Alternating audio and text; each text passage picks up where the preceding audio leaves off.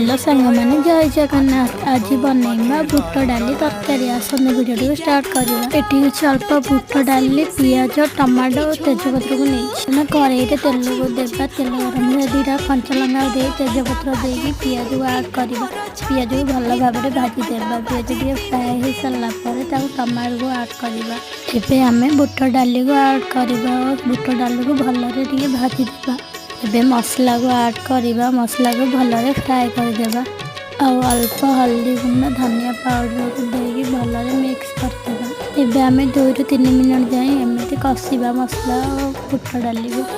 एबे आम आलू को आड करवा और ताकू भल भाव में मिक्स करदेवा मसला सहित। एबे आम अल्प पानी को देवा। लुण गरम मसला को आड करके भलरे मिक्स करदेवा। एबे हेगला हमर बुट आलू तरकारी। आपन जदि वीडियो भल लगिला ताहले जल्दी जल्दी सब्सक्राइब कर दियंतु।